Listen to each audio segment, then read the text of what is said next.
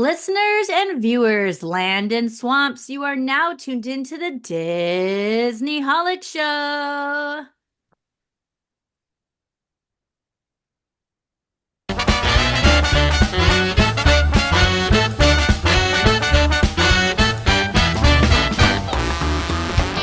Hello and welcome to the Disney Holic Show. That's Jenn Diz. And that's Myke TV. We have some edutainment in store for today's episodes with the origins of Walt Disney World in Florida. We also want to share our stories and tips about Orlando and what we like to do outside the Disney bubble.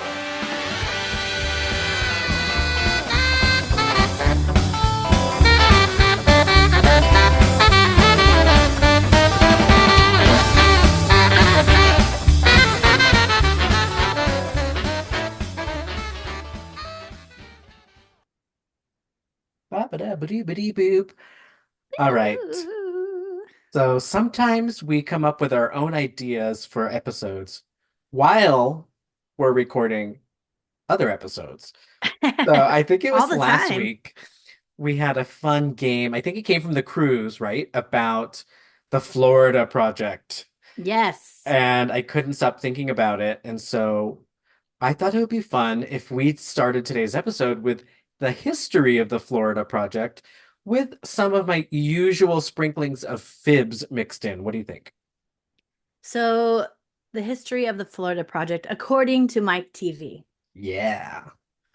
So I would All say right. when Nervous. when you are suspicious of a historical fact, maybe just on the spot, do it this time. We'll do it Okay. that way. And I'm gonna try to do this like a true podcast story. So wish me luck. Good luck. All right, let's get into it. The history of the Florida Project, according to Myke TV. Ooh. All right, let's talk about the history of the Florida Project. A story about how a Florida swamp was transformed into the most magical place on Earth, Disney World. Once Fair. upon a time, in a land where gators ruled the swamps, there was a Oh. wild idea to build the most magical place on Earth. That wild idea came from none other than Walt Disney himself. Disneyland in California was a huge success, but there was a problem. It was surrounded by the real world. Uh-oh. Walt Walt couldn't control the motels, the hot dog stands, and the billboards that popped up all around the park. He was so worried about Disneyland guests getting food poisoning from eating at nearby restaurants outside the park. He pushed the city of Anaheim to implement food safety regulations, including requiring restaurants to display their health inspection scores. This is how much Walt wanted to control what was outside of his Disney park. I'm gonna say fib already. Because that didn't start till like the 90s or something. But how do you know it didn't first start with Walt in Anaheim? Just because I don't think it did. However, I do love the idea of, or not, I don't love the idea, but I've never thought of that about Disneyland maybe being one time the place that, like, when you exit like a baseball game or a concert place, there's all those hot dog vendors on the streets with the Yeah. bacon wrapped and onion soaked hot dogs that like smell amazing, but they don't really ever taste as good. What? So were any I of our like that idea. listeners or viewers, did they catch on to that right away? Jen Diz caught the first fib so far, and there's some truth to it. So when I was reading about the history of Florida Project, there were a lot of stories about how he didn't like that he couldn't control those things, but the Mm, fib was him control. him going to Anaheim and implementing food safety regulations. Which, by the way, if you move out of California, and even like New York, when I lived there, other places, a lot of places don't have the signs. It's not mandatory. And it's weird. I wish It's I a could state see thing. the Yeah, grade, right? Grade A, B, C on their food quality, not food quality, food safety. right. Safety. Yeah, that's the most important part. Right. All right. So back to the Florida project. Walt vowed that the next time things would be different. He dreamed of something bigger, something that needed way more land. But here's the catch. Land in California was already too expensive. So Walt turned his sights to Florida, at the time a land of cheap, swampy land and alligators. The thing was, if anyone found out what Walt was planning, the price of land would go through the roof. So, what did Walt do? In true Disney fashion, he turned his land buying scheme into a mission, into an adventure. Ha ha ha. Aha. So now we're going to go into the real estate operation. Okay. To keep everything hush hush, Walt's team set up fake companies to buy land on the down low. Now, these companies had some pretty sneaky names like Reedy Creek Ranch, Bay Lake Properties, MT Lot Real Estate, and it didn't stop there.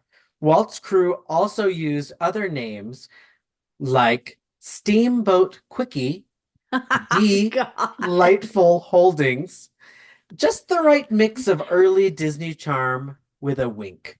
You're hilarious. So I think like five out of those names are fake or four. I don't remember how many you said altogether. The only one I know about is Empty Lot, which is very clever. It reminds me of the epitaphs at the Haunted Mansion. Oh, yeah, yep, I like that. And it's, yeah, MT, like the initials, two initials. So clever.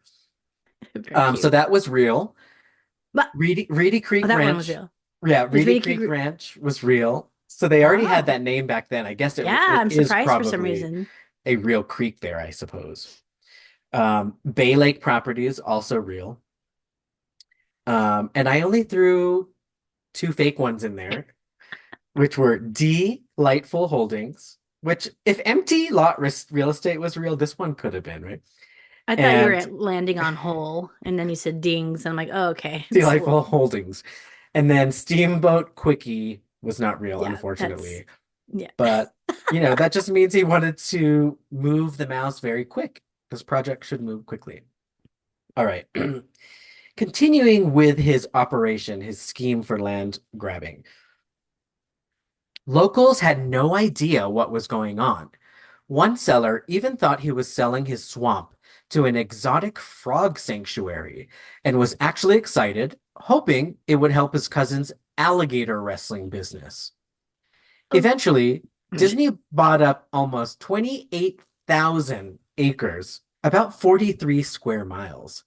And when the news finally broke in 1965, Walt confirmed at a press conference saying, in fact, if we had started showing interest, the real estate agents would have gone crazy. He wasn't wrong. Prices immediately jumped from $80 per acre to over $1,000 per acre after the press Dang. conference. Wait. Do I need to interrupt you every time? Because that whole like singing frogs and the alligator wrestling was not a real thing either. Singing So frog. No, it do we was need to go back to that? an exotic frog sanctuary. Oh, I thought you said something about singing frog sanctuary. I'm like, no. I still think that's not real. Okay, so this, you are correct. Okay, thank goodness. There was no specific story or example about a seller who thought that he could help his cousin's alligator wrestling business by selling his land to an exotic frog sanctuary. However, what is true is that they did lie. This is pretty bad. Like now that I'm going back and looking at it, this is pretty bad business. Uh-oh, what do they Like do? unethical. They said it was for a frog sanctuary at one point. One of those either Bay Lake properties, empty lot real estate, I mean, they probably have one at Animal Kingdom somewhere, right? or actually, what, 60 years later almost? Tiana's Bayou Adventure. Oh, There you go. shoot. It finally happened. They weren't lying at the time. Hilarious. All right, so those prices jumped from $80 per acre to $1,000. That's pretty nuts, even then. That is One very one nuts. property owner even renamed his orange grove Cinderella Citrus and started selling oranges at more than double the original price. Clever. I Uh, think that's false also. Because we didn't know that was Cinderella's castle yet, girl. Mm-mm. But it's still Disney. It is. It is that is a fib, you're correct. But people did say, or they were saying that the farmers at the time were doing everything they could to capitalize off of Disney It's eventually funny you coming think there. nowadays people would do everything they can to make sure it doesn't happen, Right. you They're like, know? oh, we'll get on board. But now they're like, not in my backyard. Oh, not in my NIMBY. backyard. Shout out. Shout out to Nicole, But NIMBY, seriously, yeah, Xavier. instead of like trying to just, make money off of it. What? But that is pretty cute. I would like change the entire all the names of my fruits in my farm to Disney Right. names They could and be double all the the price, dwarves. Like, triple the price. yeah. All right, so Disney World is now on the horizon. In November 1965, Walt and Roy Disney finally unveiled their big plans for the Florida project, which we now know as Walt Disney World. But it wasn't just a park. Walt had plans for something even bigger. Enter Epcot, the experimental prototype community of tomorrow. A futuristic city where people could live and work in harmony, testing out all the new technology of the future. Walt originally wanted everyone in Epcot to communicate solely through song, like a real-life musical.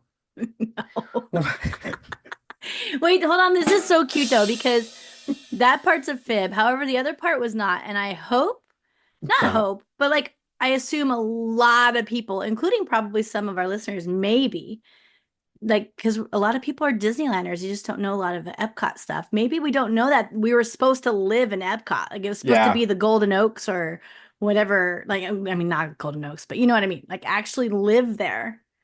That's And so I think the crazy to think closest about. thing you can get to seeing that is in People Mover at Magic Kingdom.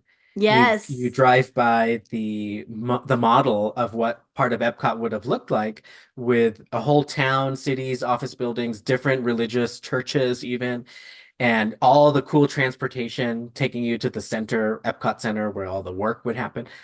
I don't know. I think that's pretty cool. I think it's living in America Socialist. today, it seems like people would be it wouldn't work. But Seems also like a commune with a lot of money. they're still trying it with what is that called? C Communo? No, no. Yeah, see, there's all these new Cotino. like, yeah, Cotino? Is that what yeah. it's called? Over near Palm Springs in California. I don't think people are going to be working there, but it's a big like living community with uh recreational activities and things like that. So I'm curious to see where they continue taking this Epcot concept over time. All right, here's the sad part. Oh, that's not the appropriate sound for that. Um, Let me see if I have a better sound. What was that? Somebody So, exiting? unfortunately, Walt Disney passed away before construction began. But Roy Rest made in peace, sure, Walt Disney. He has exited the room, hit that door button again. rest in peace. I only have like 15 sound effects on this freeware, including There it is. and it's Bye. the I America won't. Online door, AIM door, by the It way. is. All right, so Roy made sure to see his brother's dream come to life, and in 1967, construction on Disney World officially began. Ba-ba-ba-da. So the first part of Walt Disney World was the Magic Kingdom. Fast forward to October 1st, 1971. The Magic Kingdom opened its gates. On day one, 10,000 people showed up. Not the craziest turnout, but it was a start. There were a few hiccups. Some rides broke down, the parking was chaotic, but overall, it was a huge success. Roy Disney gave a touching speech officially dedicating Walt Disney World to his brother, Oh, saying Walt Disney World is a tribute to the philosophy and life of Walter Elias Disney. Mickey Mouse cut the red ribbon and accidentally knocked Goofy off the stage with a pair of oversized scissors. oh no, the Photographers were calamity. the calamity. Photographers were told not to publish photos of the fall. Oh, that's how we never found out about it. How did you Yeah, find I out thought about it that was one, Myke good to TV? include because even back then, their PR team was pretty strict about. Fib. Fib.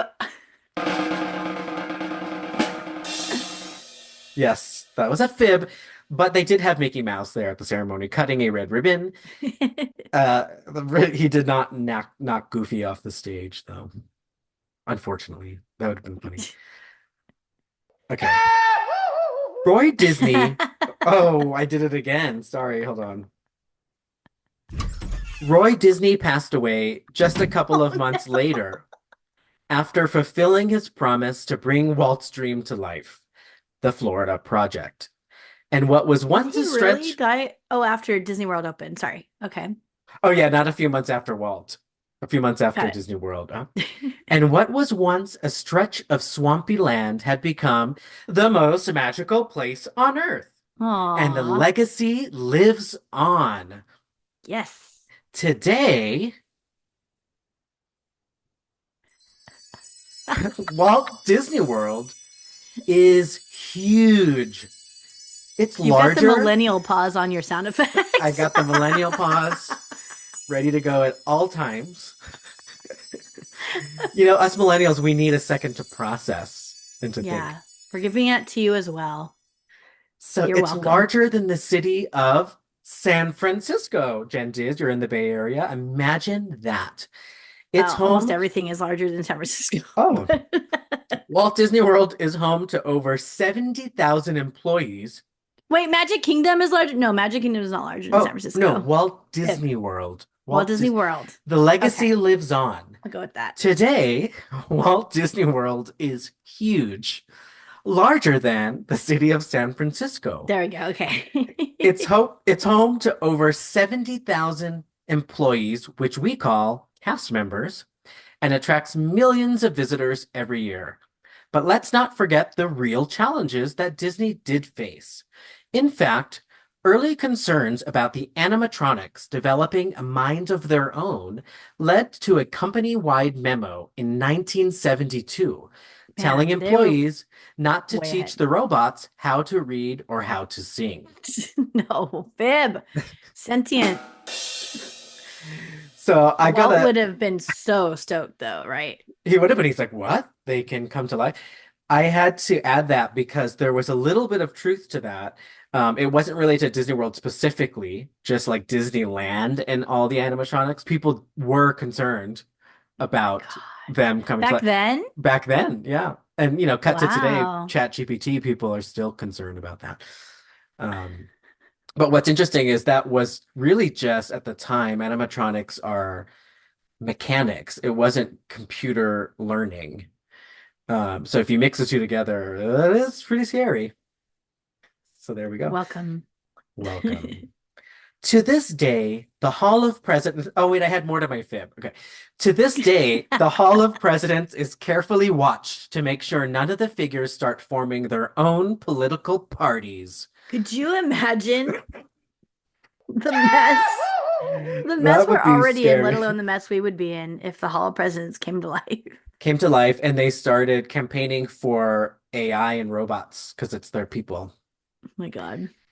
Walt may not have seen it all come together, but his legacy shines through every corner of the park. Like Walt once said, all our dreams can come true if we have the courage to pursue them. So, from swamp to spectacle, Walt Disney World proves that even the impossible can become reality. Aw. There it is, the history of the Florida Project. And congratulations, you found all fibs along the way, Yes. every single one. Good. My goodness. What do we had? We had like wrestling alligators and Goofy getting knocked off the stage and a whole I bunch of think I mess came going up with on in about there. six. What I had fun Steamboat with the Willies or something. Steamboat Quickie. Quick, that's right. These fibs were fun because I made sure they were like rooted in something that was factual that we could then talk about. Because I was like, Right. oh, Yeah, that's okay. smart. I like it. Um, alrighty. Alrighty That was then. great. Thank you for So sharing. I actually have been wanting to look more into this and I also watched the movie. I have not seen the movie. Yeah, I I haven't know seen you it said it only either. lightly touches on Disney, right? But still. Yeah, it's really about like the poverty around it's even worse. The poverty that was created around Disney World. Also Anaheim happened there Yeah. too.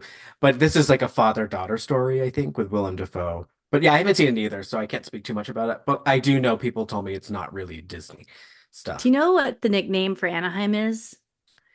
Yeah, it was the Orange Project. No. Anacrime. Oh, I thought you meant for when he was building it. Ouch. Yeah, that's what happens. It happened in Yeah. Vegas. They built the strip and then Right. everything around it. I know. So Walt truly knew what he was doing. He made the bubble as big as possible. But if you still go out of the Disney World bubble, it still does get pretty weird. So he knew what he was It doing. does. And in fact, today we're going to talk all about the things that you and I, the Disney holics, like to do outside of Disney parks. So obviously, we do like to visit other Disney resorts, especially Boardwalk. It's a good one. And then Disney Springs for some shopping and dining. But let's really talk about everything outside of that bubble. And Okay. you introduced me to a store that I cannot get enough of, and I have to go every time. Yeah, it's called a Disney Character Warehouse. I think there's at least three within reach of Disney World, like within 15, 20 minutes of the park, if I'm not mistaken. Um, and this is like your dream come true for Disney discounts. Now we know there's I feel like since COVID, I've been seeing a couple of discounts in the park, which I swear I never saw before, like It 20% seems, off, or yeah, it seemed I'm like like, they what? never did that in the I past. don't Yeah. think they did. But at the Disney Character Warehouse, they have heavily discounted park merchandise. Like this So, is like clearance Black Friday, Thanksgiving style prices. right. And I'm always like shocked. And then I end up buying things sometimes I don't need because it's so cheap. Like Always. $2? Why wouldn't I need this? Wait, you got something recently. Well, we I did a bought trip two there things recently.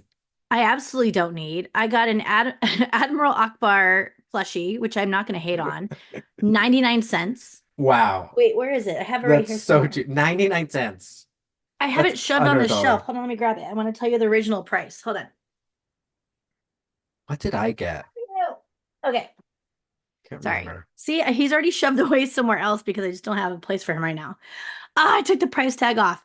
I think it was like 21.99 or something normally That sounds for right this. for And a I could show plush. those who are watching on YouTube. It's this little plushie. I think it was 21.99. 99 cents. How could I not like It is give very him a cute. home for It is very $1? cute. He's all dressed to the nines and ready to go You home with know? you.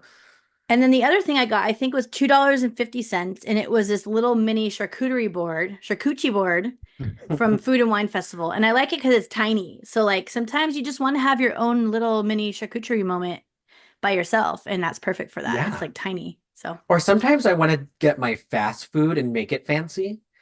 So I'll like yeah, cut my cheeseburger into thirds and then put some you a put little little bit of toothpicks fries, a little toothpick, with get a little olives. some olives, a ramekin for my ketchup and barbecue sauce, make You're it look nice. hilarious. I did not know you did this. Make it look cute. It's all about presentation.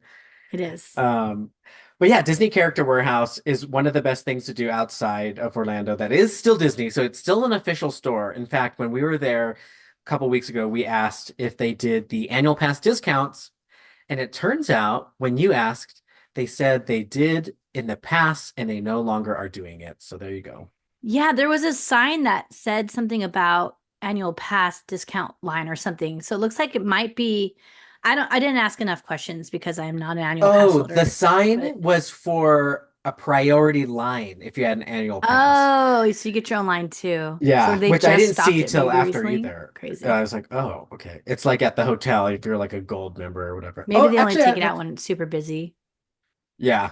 At the turnstiles, they have that to get in the parks. And sometimes it's just as busy. So I ended up just going with the regular side. Yeah. Other things I've purchased in the past at Disney Character Warehouse that I love are there was a whole collection of Coco things that came out at one point.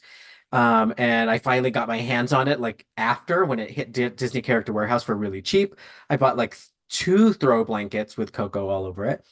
And then on this recent trip, I also got stuff from the Flower and Garden Festival, which is still 2024. It was just this past spring, so it's already in Disney Character Warehouse clearance rack. And I got two flower pots that are made of fabric, like canvas fabric. So it was really easy to throw into my suitcase.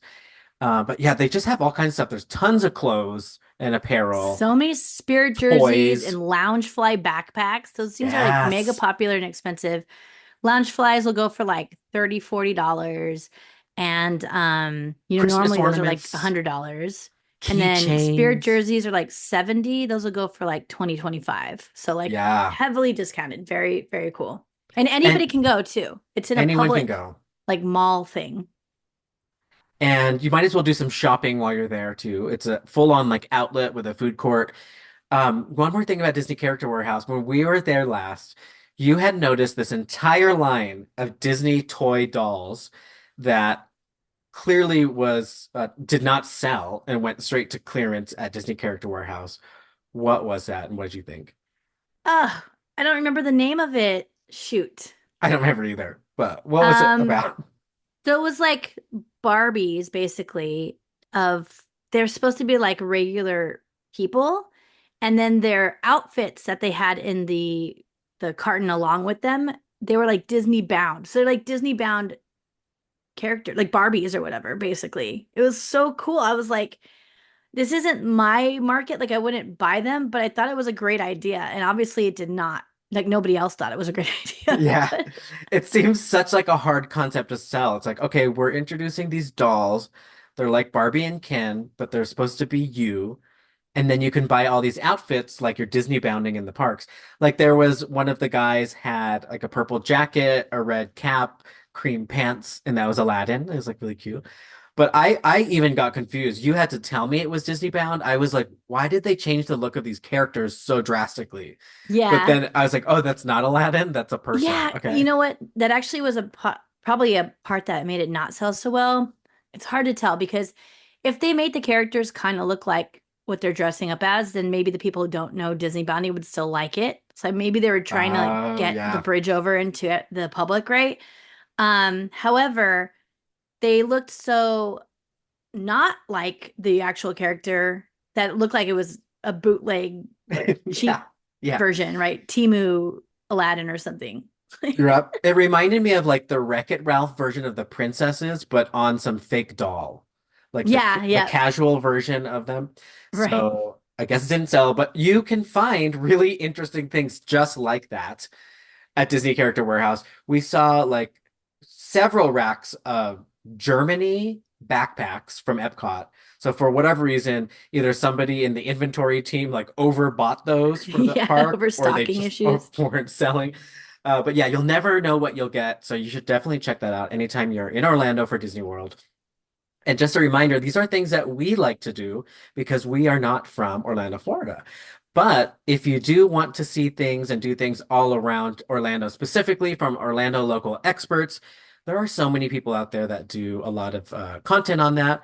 One of those folks are friends of the show, Brian Trex. You should definitely check out his Instagram and his social media feeds. He does a lot of coverage around the Orlando area, and he was also a guest on the show in the past. Shout out to Brian and TJ. What, Shout what? out. All right, so Wait, wait, still, wait. Side note, oh side yeah. note. I just found the videos I took of this Disney bound thing, so you could look it up if you're curious. It is called, as soon as I like scan over or pan over to the side that says the name of the doll, I will tell you. Come on, come on. Oh, you're so close. Oh no. Maybe not. Hold on. Disney I've got to dolls. find it. Shoot. It's like, oh, it's like Illy. ILY. Disney Oh, that's the brand. ILY. Yeah. Oh, so it was a Disney X Illy collabo. What Oh, is did that what is Illy? That's something? I don't know, that's some toy line. Okay, it says Disney Illy Forever. That's what it says in the bottom. And Oh, then it okay. shows like inspired by Dr. Facilier, which is even funnier when it says inspired by. That also sounds very Timu. So That's a cool one. I didn't see that one in the store. Like that's a cool outfit. I wonder how they do the hat and stuff. I'm reading about this brand because I never heard of it either. It's called I Love You Forever. Oh, ILY. Okay, so not And Illy. no, Acronym. but you could call it that if you want. It's owned by Jack's Pacific Incorporated, and their tagline is "Plastically Perfect." Oh, in Kind of every way. It cute, should be at least, come on, right? get the, come on. They Trademark have to get one piece infringement. right. I mean, plastically avoids the trademark. Fine, That's true. enough. That's true. Oh, Mary Poppins Disney Bound would be cute. That would be cute. Anyways, so outside, so those are a couple of Disney things, but we want to really talk outside the bubble even further, right? So other things we like to do in Orlando are shop at places that you can't find wherever you're from or wherever your home is. And so for me, now that I live in Mexico, I love to go to the big box stores like Target, Walmart if they have it. It was harder to find a Walmart close to Disney World, but we did find plenty of Targets. So spent a lot of time there, stocked up on things like Celsius, which I also can't get easily in Mexico. Um, Love to hit up a Nordstrom if it's there and do a Nordy run. Love those stores like Saks Fifth and all that, and like to see what's in stock. Especially so, anytime there's a store like I for- I forgot what it's called, not Overstock, but those stores like TJ Maxx and Saks off Fifth Avenue where they sell the extra stuff. Also like Disney Character Warehouse. Yes. It's very regional. And so the fun thing is you can go into those stores and you'll see usually different things depending on the region you're in. So if you go to Florida, it'll be different than California, different than Vegas. Those are some of the stores I like to shop. What about you? Um, I can't really tell you any stores that I shop at there. I feel like they have pretty similar things to what I have here in California. I did not get to go this time, but I would have liked to go to Primark, Oh which just opened yeah. in Orlando. Primark Right. is a UK based department store. Recently, I guess, right? How long ago did it move to New York?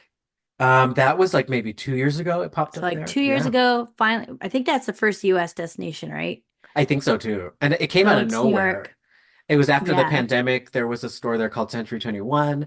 It closed down and then it reopened as this magical place. I was like, what is this? Everything is so low priced. They have so many apparel products and then a giant Disney section, even in the Brooklyn store. So I Yeah. couldn't even imagine. And I am kind of sad that we missed out on that. I know they do. So they opened one in Orlando recently, very recently, to the point where I didn't even want to try to go in there recently. You know what I mean? Like it was like, It'd be oh, it's gonna probably be crazy. busy. Still, I'm good. Yeah. And it was like a Saturday. I'm like, no way. The mall was also chaotic. That was another Beyond. different, like Florida demographics compared to here. Maybe I'd haven't been in a mall that was busy in ages. Like that was insanely busy. So yeah, I wasn't gonna mess with Primark at all. But they also have one that opened up in Southern California somewhere, or at Nice. least one. I don't know if there's numerous or not, but they're around. Check them out. They do have really fun Disney stuff, like Mike was saying, a whole Disney section. I'm actually wearing a shirt that I bought. If you guys are watching on YouTube right now, got this Snow White shirt there. Hey, hey, hey. It's very cute. It was like, I think it was like it was under $5. So Wow. like yeah, and they had like some in the Disney stuff they have you don't ever see at Disney either. And so like for instance, they had a lot of merchandise and I'm so sad I didn't buy it. I was like trying to save money.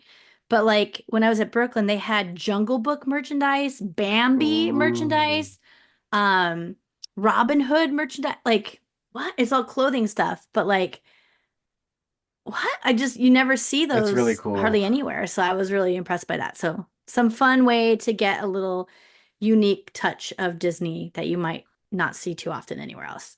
And see what these other brands do with the licensing. Like you said, that Disney Parks does not sell. So, Right. Yeah. Good all on right. them. Aside from shopping, eating is always at the top of our list, and there's a lot of places to eat outside of the Orlando bubble. It does help if you have a rental car, right? That like completely changes the trip when we have a car and when we Totally. don't in Disney World. So you probably want to rent a car if you want to do any of these things that we're talking about. But there were so many times that we left the Disney World bubble to go eat. So what are some of your favorite things, either that we love, that's a staple, or you can't get at home? Maybe they make you feel at home. Okay, we always go to Red Robin. Red Yum. Robin. So good.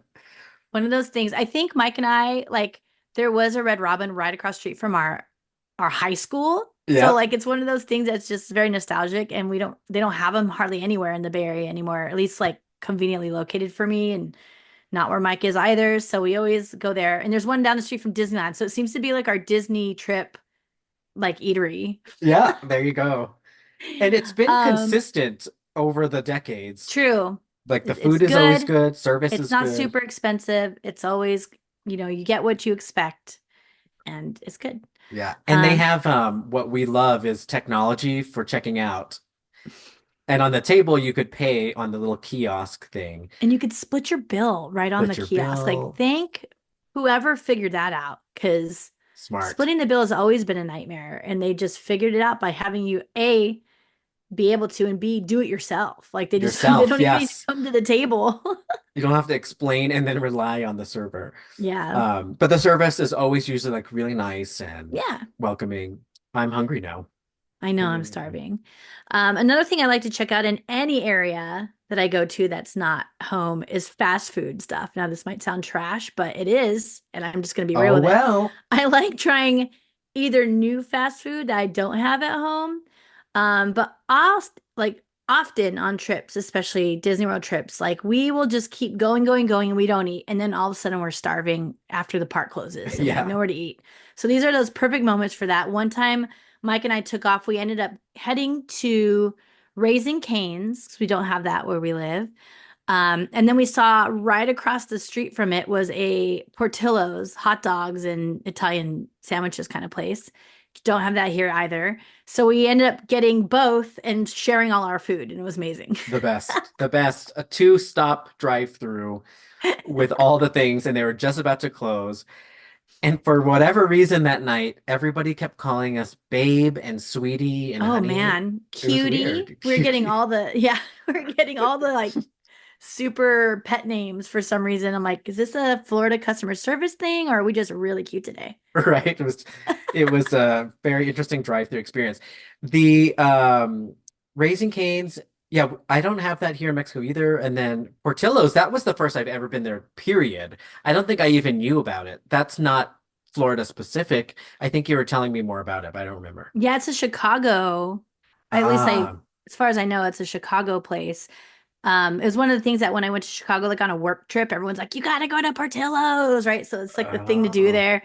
Got Portillo's. They're like Portillo's and a deep dish pizza are like the two food things you need to do in that makes Chicago. sense. So I knocked both those off the list and then I love Portillo's. It's really good. So like it's hot dogs. There's not a lot for whatever reason in California, we just don't have a lot of hot dog places in general. Like we have It's Wiener just like Wiener Schnitzel Schnitzel, that's it. Yeah. and what's the place we always went during high school?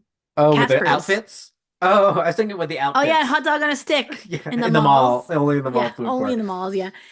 Um, so yeah, there's just not many in general, but they were uh I guess I don't know if they're all around Florida or if it's just a couple in that area.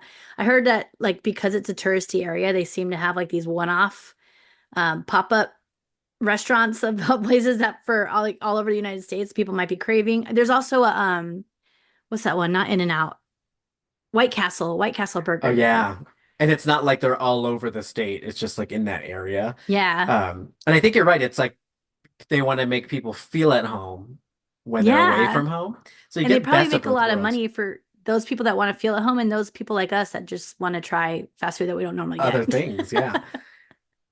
You had mentioned deep dish pizza. One of the nights on our trip, I ordered for us Chicago Uno's Pizza. Oh That yeah. restaurant chain it's disappeared. I don't see it anymore very often in the States. And so when I saw that it was there and they delivered to the resort, I was like, okay, we need to get it. And that was really good. We got deep dish pepperoni and tried one of their new flatbread barbecue. But yeah, I mean, I was excited to see Uno's, and it's just those little things that surprise you when you're on vacation. Pizza's always good because you can reheat it pretty easily and you could keep it around your hotel for those emergency moments where you're just starving and you don't have anything to eat and no, or the rest of your group isn't hungry. Like that happens a lot on trips, right? So Just grab a have some pizza slice. laying around. It's always good. I also hit up Taco Bell a lot because now that I've been in Mexico, ironically, there is no Taco Bell, and sometimes I still crave American fast food, slightly Mexican style dishes. Like it's I love definitely it. not Mexican food. But I was eating the cantina chicken quesadilla is so good. I needed to get it like 3 times. I think I had it while we were in Orlando. And then yeah, if there's any like happy meals out that we want, it's always fun to do that together with your traveling group and get your toys, especially if it's a Disney toy. So tons of places to eat outside of the Orlando bubble. Any others you could think of? Um, Not really, no. Oh, we kind of grazed over. We glazed over Disney Springs earlier because it's inside the bubble. Oh, But yes, outside of the bubble, there is a Gideon's that is not part of Disney Springs. that's right. And did you get to go? I forgot. No, we were going to go there, but we decided to try the one at Disney Springs, which was a mistake. I will say just a quick Gideon's moment. Every single time I've been there for years now, they've had the virtual queue available. And I've heard that they don't always, but I've always had it. And especially because the line's always long. Like I never get there at opening. People sometimes get there like an hour before opening and then they feel like they didn't wait in line, but they were still waiting there for an hour before the place opened. So like Right. I'm just not willing to do that. I am willing to do virtual queue and go walk around and enjoy myself or have lunch or something while I'm waiting for the virtual queue to call me back. But they were not offering virtual queue that time I went. And I was like, Ooh, man, the one time. So did not get to get that. However, we enjoyed Jock Lindsay's instead. So there you which is go. right across the way. And it doesn't seem to be the Gideon's outside of the bubble isn't that close. What would you say, 20 minutes No, it's further? probably yeah, I think it's at least 30, if not a little bit further even. Wow. But it's really cute. It's in a la for Disneylanders, they have been hearing about this marketplace opening up in downtown Disney that's going to have like a bunch of different little eateries that are just counter service only. You kind of walk in to this indoor area and then you have like all these places to choose from, like almost like a fancy food court is like what I like to say. Um, they have that and Gideon's is one of those little stands. So, but I've Okay. been there before. I've been twice before because there's an escape room right next to it. Um, and I mean, I had like maybe three people in line in front of me or something. So I had to wait like Wow. Okay. 5 minutes. Yeah. So So if you have a it is not the car same and you want to experience. I go, will warn you. If you've been to Gideon's or you want to go to Gideon's like you do in Disney Springs, it does not feel like that at all, which is half so the is it fun. it's the same food, but not the Hmm. same atmosphere? Yes, exactly. Ooh, I still haven't been, but I do want to go for the beverages, like the cold brews and things. I'd like Hmm. to try that. All right, so there's a bunch of things that you guys can all try outside of the bubble. We want to also talk about the competitor resort down the street. So Universal Parks and Universal City Walk. So those are outside the Disney bubble. And from time to time, we do go there, or I go there, depending on the group that's traveling. Do you have interest in any Orlando area theme parks generally? Like when we go down to Disney World, are you itching to go to any of these other parks that are around? Um, if anything, it's Universal. Um, I can like do Universal. So, okay, first of all, Horror Nights is always an itch. Yes. Always an itch. Like this time we went during Horror Nights. I think it's like the first time we went during Horror Nights when we didn't go to And Horror did Nights. And it that was go? there was a couple moments where I'm like, oh. Um, but outside of that, I could skip Universal and only go once every couple years, probably.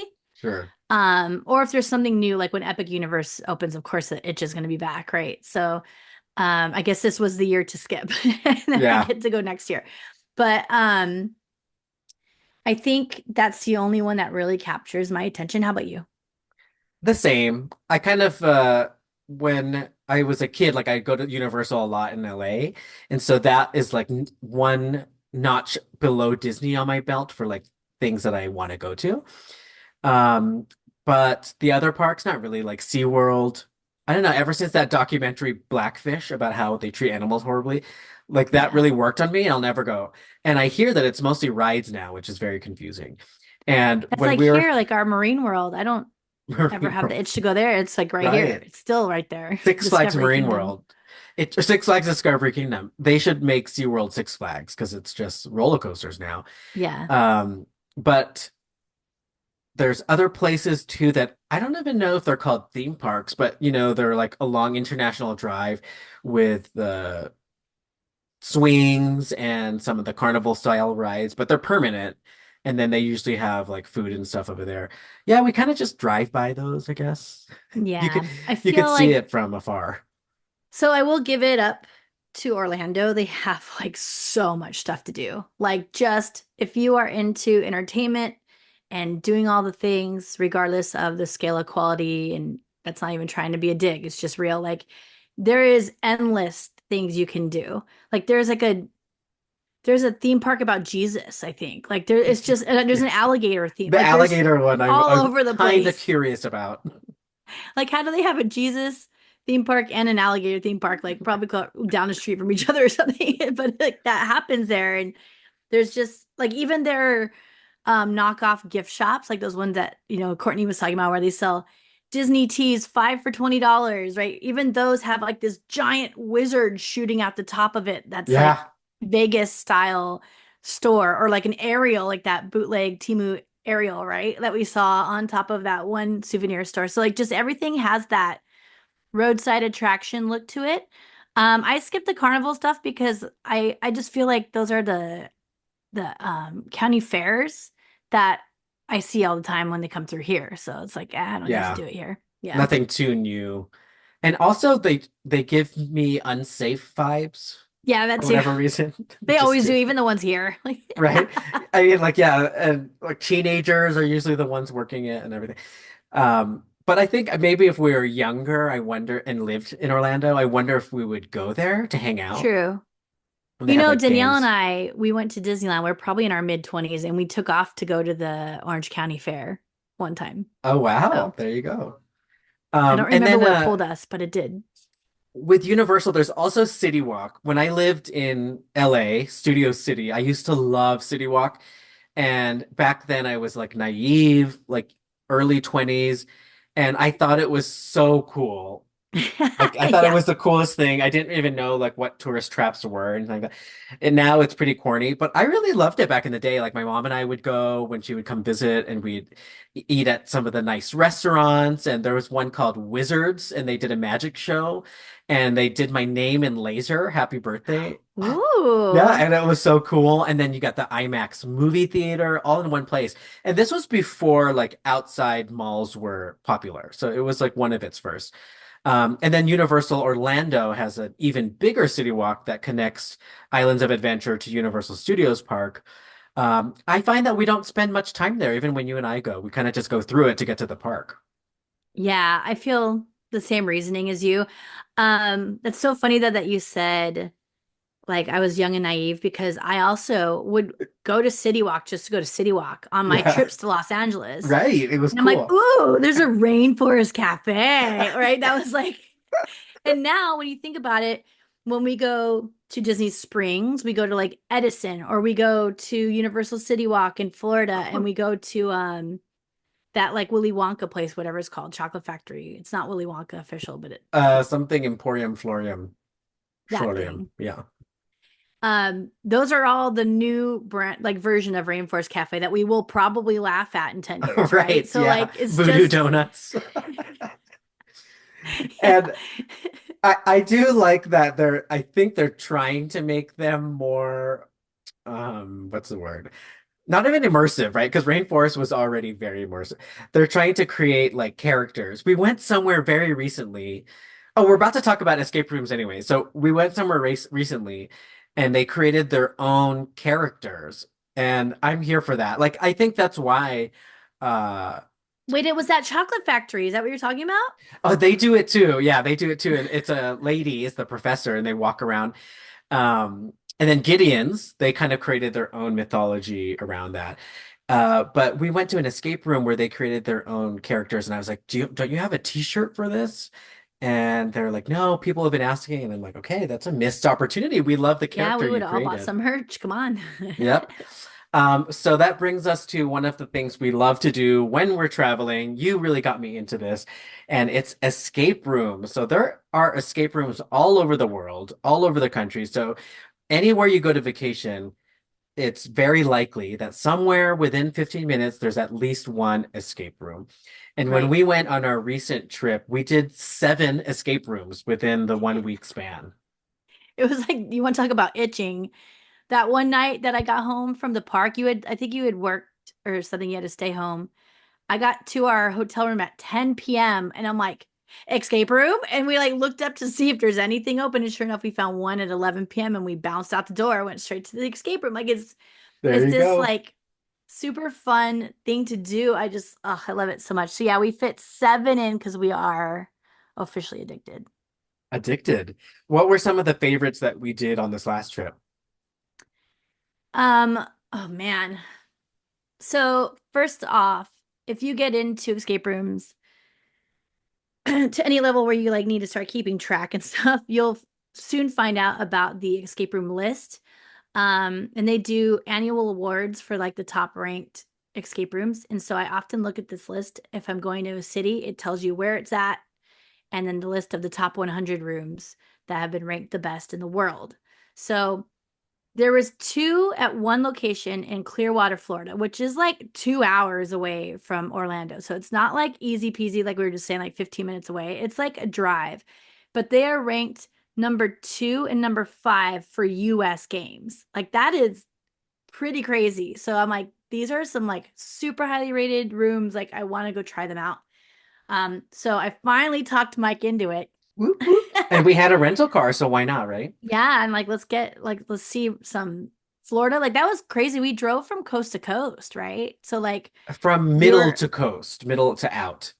no, Orlando's pretty close to the edge, isn't it? And we were at Port Canaveral like the morning before. So like Yeah.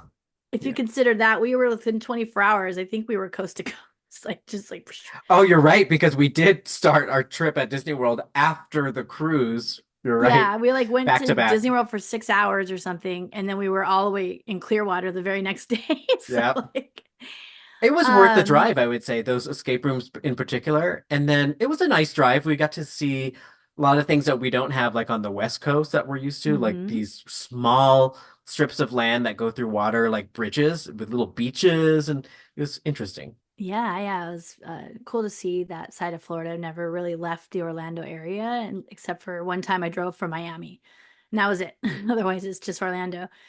So that was really fun. They had 2 rooms. There was one that was very scary. So warning that if you are not a scary room person, maybe one of those is not for you. But the other was really, really cool. Um, that those are probably my favorite. But man, I have a second one.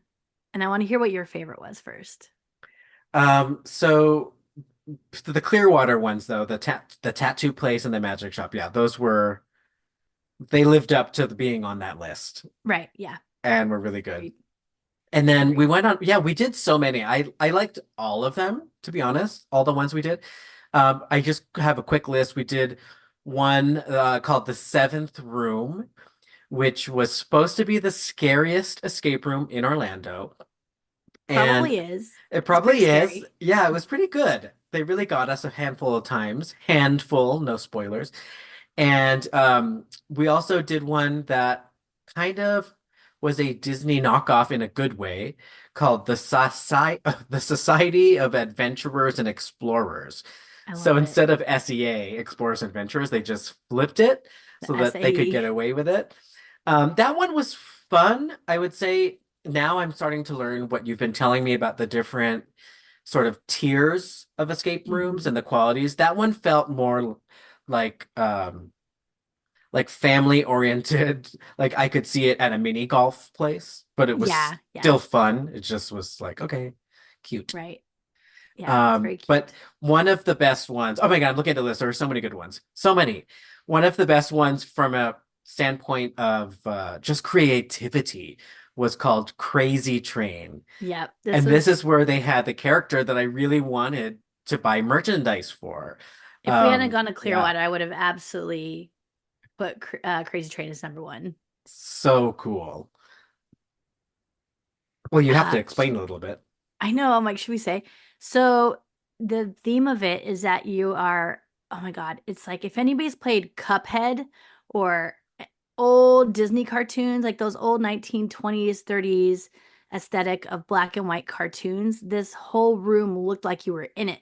Like you were in a train and everything was black and white. So like in like cartoon drawn with like the Like thick black Steamboat Willie. lines. Yes, Steamboat Willie. Absolutely. And then they had a bunch of characters that you interact with that looked that same style as well. It was just done super well. You're on a train, you're trying to avoid all these disasters happening. I would say it is kind of a lot for two people. In fact, that location, no, it wasn't that location. It was just a little bit much. If you had three people, probably would have been a little better for three people.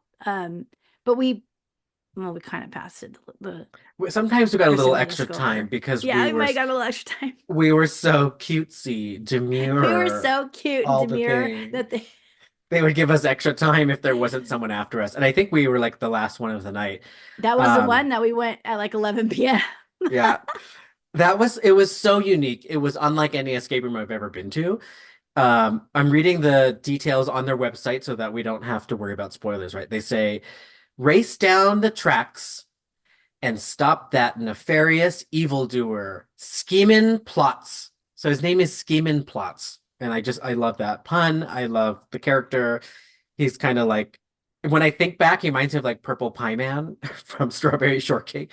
And he's just like Oh silly. And it was like yeah. along the whole way. And there's all these gadgets you had to do and puzzles you had to solve. Yeah, it was a really good one. And that was over at Doldricks Escape Doldricks. Room. Yep. Definitely check that one out. Crazy Train. We also played another scary one, which was again, it was kind of like the maybe it's been around for a little bit longer. Um escape room at the Bureau. And this one was, oh, I don't remember what it was called actually. Oh, I just put Aya, the name of the scary ghost, but Yeah, that maybe yeah. wasn't what it was called. But it involved a very scary ghost demon child and Haunted school, right? We're haunted in a school the whole school. time. Shout out to our friend of the show, Nick. He also came along with us. So we did that one with three people, three of us. And that one was fun. It was spooky. It was perfect for Halloween season. Right. It wasn't too hard, and there were enough like creepy things that you had to do to get to the end. I felt like it was a little bit short. I could have got scared a little bit more. But that one, yeah, that one was a cool one. Right. And And then then, we, yeah, oh yeah, go ahead. where did we do the ice cream parlor one? Is that the same That was place at, as? no, that was at a place called Dare to Escape. Oh, These are all, by the way, except for the ones in Clearwater. Again, we're back to that like 15 minutes from Disney World thing. So they're all around. Um, but we did one, I think it was just called Ice Cream Parlor. It might be called something a little different, but at Dare to Escape, the ice cream parlor themed one we did. That was also very fun, very cute. A lot of puzzles. Now, this is the place, Dare to Escape, where they consistently have, in my opinion, too many puzzles for two people. But yeah, that's it was okay. They kind don't of. tell you to only bring the bare minimum. That's our fault. But like every room I've played there is like, oh my God, there's still this whole extra room to do, you know. Excuse me. So come prepared for that. But again, very cute aesthetic. There was this whole like time travel thing going on and ice cream parlor vibes. Very, very adorable. And kind of Back to the Future vibes without being Lots of Back to the Future, yeah. fully on, well, pretty close to brand. Right. Um, and I think okay, maybe it is the same place that we did the other scary room then, seventh room in Yes. the same place. Yeah. So that's Yep. the beauty of all these. The last few handful that we talked about. So Society of Adventurers, the seventh room, Crazy Train, Ice Cream Parlor, and then the spooky school one. Those were all like 15 minutes from Disney World. Yeah.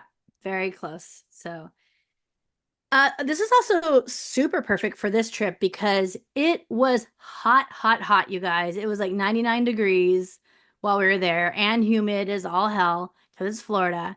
So like we would dip out every day in the middle of the day. Like we're not going to be in the park from like no one can hold us down from like 1 p.m. till 6 p.m. Like there's no way I'm going to be outdoors. So go to an escape room. They have the air conditioning is blasting. I think like some of them, I was so cold that oh yeah, the ice cream parlor and is that one location, ice cream parlor and seventh room. I was so cold that I put a prop jacket on. I was just Oh like yeah. cold, but I'm not hating at all. It was perfect. I was like, very happy to be in the air conditioned room. sitting And that one is outside. right across the street, I think, from Doldricks. So you could hit up all these spots Yeah, yeah. at once. And they fill up all the times, like when it's too hot, or if the parks close early and you're itching for something to do at night, like we are always. Yeah, actually, the parks Yeah. closed at 9 on that trip most of the night. So that's Very early smart for of us these escape rooms Disneylanders. to have late Yeah, time slots. totally. So this was a fun Orlando episode. Should we do an around Anaheim episode at some point? Yeah. Yeah, Speaking actually. of fun topics, Uh-oh. Ba-ba-da-ba-ba-ba. We are very excited to announce that we are hosting another Patreon takeover. boop, boop, boop, boop, boop, boop, boop, boop, boop, boop. So, for any of you who are one of our patrons, first of all, thank you. We love you. You guys are the best. Grateful, Keep us grateful. going, make everything feel so much more meaningful. But if you are part of our Patreon, we will be putting out some information as soon as this episode airs about the Patreon takeover. Now, in the past, we've had you write in with responses about like maybe a topic you want us to cover or something you want to hear on the episode. Now, I want you to take this a little wider this time. Challenge us, put us up to something that we just haven't done yet, or maybe you've heard on another podcast that you want to hear the Disneyholics version of. Again, topics are fine. If you have something in Disney that you want us to cover to see how we would talk about it, or just want us to do the deep dive for you, send We it our love a way. research project. We love We it. love a research project. Send it our way. We love to do this with our patrons. It's always so much fun. But this time we're going to have you guys be part of the show by sending in your request via voicemail. So we are going to post that phone number and all the information about how to get an episode going on the Patreon takeover. And that will be starting in November. So you have plenty of time. But And we it's can get super those easy. requests starting in I now. I think it's just like a link. I don't think you even have to call a phone. It's like a link and Oh, it's it's a linked too? yeah, and it just Oh record my your God, I'm message. so old. I'm like, So oh, the phone easy. number. Yeah, and any of our listeners, by the way, you can use that too if you want to give a shout out to someone or ask something to the Disneyholics. I think it's on Spotify and on iTunes. There's a link to it. I've never really used it, but maybe I'll test it out one day. Yeah, let's try it out because we would love to hear your voices. And I'm sure other people would love to hear someone else besides the two of us talking all the time anyway. Well, we do need to do an around Anaheim episode because I did have fun with this episode all about the history of the Florida project, aka Disney World, and then everything around Orlando outside of the Disney bubble that you can do. So thank you all for listening, and we hope you enjoyed episode 209 of the Disney Holics Show. Follow us on social media at the Disneyholics. And if you'd like to get in touch with us, send us a DM on Instagram or contact us at thedisneyholics.com. Okay, bye. Goodbye. Dun, dun.